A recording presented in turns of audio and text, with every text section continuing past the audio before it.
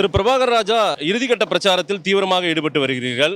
எப்படி இருக்கிறது இந்த 20 நாட்களா இந்த பயணம்? என்ன சொல்றாங்க? அடுத்தடுத்த நாட்கள் என்ன தெரியுது உங்களுக்கு? கடந்த தேர்தல் 2023 சரி 21 சரி 24 இல்லாத எழுச்சி இப்போ இருக்குது. உதாரணத்துக்கு கடந்த தேர்தல் நாங்கள் எல்லாம் போய் வீட்டை தட்டுவாங்க, தட்டி வெளியில் என்னதான் பேண்ட் அடிச்சாலும் ஆட்களை வெளியில் வர வேண்டியிருக்கோம். இன்றைக்கி 4 மணிக்கு பிரச்சாரத்துக்கு போகிறேன், சாப்பிட்டுட்டு இருக்கோம், கையில் கட்டிட்டு ஓடி வரான், வந்து அங்கே வந்து கை கொடுக்குறதுக்கோ வராங்க, சாப்பிட்ட கையோட தான் ஓடி வராங்க.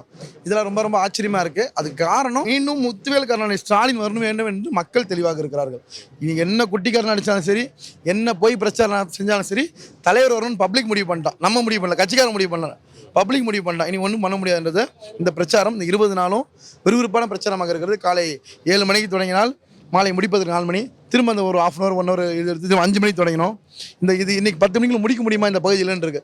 ஏன்னா ஒவ்வொருத்தவங்களும் ஒரு 2 வீடு வரலன்னா பைபாஸ் பண்ணி போயிடலாம். எல்லா வீட்லையும் கீழே இறங்கி வராங்க, பார்க்குறாங்க, போகிறாங்க, ரொம்ப கஷ்டமாக இருக்குது.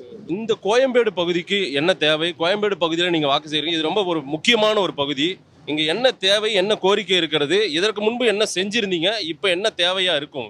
இல்லை, கடந்த காலங்களில் இந்த ஜெயநகர், நம்ம நிற்கிற ஜெயநகர் பகுதி, இதுதான் முதல் பூத்து. இங்கே தான் ஓட்டோட பூத் நம்பர் 1 இங்கே தான். இங்கே ஒவ்வொரு பருவமழையிலும் ரொம்ப தண்ணி தேங்கும். அண்ணன் வந்து இதுக்கு முன்னாடி இங்கே மாமன்ற உறுப்பினராக இருந்தார், இப்போது சாலிகிராமத்தில் இருக்கார். அண்ணன் இப்போ கோயம்பேடு லோகன் எங்கள் கவுன்சிலர் இருக்கிறாங்க. ஒவ்வொரு பருவமழை காலங்கள்லையும் இவர் மெட்டுக்குளம், ஜெயநகர் போன்ற பகுதிகளெல்லாம் ரொம்ப முன்னிப்போடு கவனித்து எங்கெங்கெல்லாம் தேவைப்படுதுன்னு ஏன் என்ன பண்ணுவாங்கன்னா, நான் ஒரு செட் ஆஃப் லெட்டர்ஸ் கொடுப்பேன், இந்த ஸ்ட்ரீட்டுக்கு வேணும், இவங்க அதை விட்டுட்டு இவங்க வேறு செட் ஆஃப் லெட்டர்ஸ் கொடுப்பாங்க. ஸோ அந்த மாதிரி டிசைட் பண்ணி எங்கள் ஸ்டாம் போர்ட்ஸ் நிறையா போட்டிருக்கோம், ரோட்ஸ் போட்டிருக்கோம். இன்னுமே கம்ப்ளீட் பண்ணிட்டோம்னா கம்ப்ளீட் பண்ணலாம். உங்களுக்கு தெரியும் 5 ஆண்டுகளில் எல்லாத்தையுமே நிறைவேற்ற முடியாது. ஆனால் ஒரு பல முன்னெடுப்புகள் எடுத்துருக்கிறோம். குறிப்பாக ஜெயநகர் பகுதியில் 23 சென்டிமீட்டர் மழை பெய்தாலே அப்படி தண்ணி ஃபுல்லாக பிளாக் ஆகிடும். இவ்வளோ தண்ணி நிற்கும். இவ்வளோ நெஞ்சளவு தண்ணியில் 2021 உள்ள வந்திருக்கு, 23 உள்ள வந்திருக்கேன். இன்றைக்கி நீங்கள் இந்த காரில் அவங்களே சொன்னாங்க முன்னாடி இப்போ பரவாயில்ல அப்படின்ற வார்த்தை வருது. அங்கே நிச்சயமாக கோயம்பேடு பகுதியில் இன்னும் கொஞ்சம் டிராஃபிக் ஜோன்ஸ் கொஞ்சம் குறைக்க வேண்டியது இருக்குது.